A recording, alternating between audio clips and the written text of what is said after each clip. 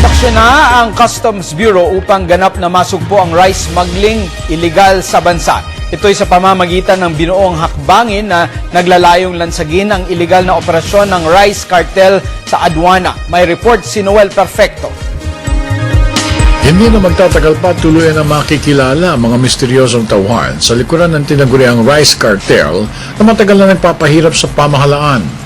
Matapos na matukoy ng intelligence group ang sobrang pagpapahirap ng rice cartel sa mga local farmers at ang pagmamaniobra ng sindikato, partikular ang pagtakda ng presyo ng bigas sa mga pilihang bayan, palengke at mga shopping malls. Ayon kay Customs Chief Rufy Biazon, mahalaga na magtulungan ang lahat ng mga ahensya ng pamahalaan na putulin at tuluyan ng mahinto ang iligal na operasyon ng rice cartel sa bansa. We will provide information as required. Kung ano mang data available sa amin, we will gladly participate in it. This is really a very ticklish issue kasi may tinatago ang batas yung mga taong involved. Sa amin, ang portion namin is to make sure na kung sinong liable under the law, sa Tariff and Customs Code, mananagot. Resulta na maigti ng pagbabantay ng intelligence group ng aduana ang pagsamsam ng milyon-milyong pisong halaga ng mga mahaling white rice sa Subic Freeport Zone. Galing sa China, India at Vietnam ang naturang bigas na kung nakalusot papalabas ng Subic Freeport Zone ay tiyak na doble kundi man tripleng pahirap ang dadanasin ng pamahalaan. Kung yung proseso ng inquiry sa Congress, sa Senate will unmask, then tingnan namin kung may i-add pa kami na mga kakasuhan. Yes, we will.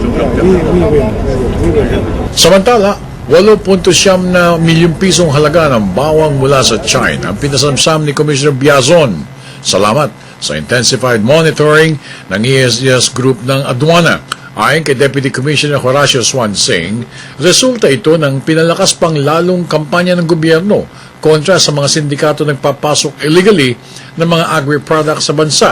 Ito, pagsusunod namin sa mandato na binigay ni Presidente Aquino sa kay Secretary Porcima at saka kay Commissioner Biazon na supuin itong smuggling, lalo na itong smuggling ng agricultural products dahil tinatamaan ito yung mga local farmers natin. So, makikita nyo yung huli ng opisina ko ngayon to. First time ito in so many years na nagkaroon ng bawang. Ang palagi nyo nakikita siguro, onions lang. Ito, huli namin ngayon, bawang na. Sinabi naman ni Customs Police Chief George Alino na pinaigting pang lalo ng pulis aduana ang pagkalap ng karagdagang impormasyon para matukoy kundi man makilala na ang mga tauhan sa likod ng sindikato ng tinaguriang kartel. As enforcement, we also have our own intelligence group dito sa unit namin. Aside from yung help din ng intelligence coming from the IG, Intelligence Group of Deputy Commissioner Danny Lim. So tuloy-tuloy, anyway, concerted naman yung efforts namin to pursue itong anti-smuggling activities. Kaya tuloy-tuloy ito. Ang rice cartel ay isang sindikato na nag-operate para makontrol ang rice business sa ating bansa na sobra nang nakaapekto sa Pilipinas. Para sa Telebisyon ng Bayan, ako naman si Noel Perfecto.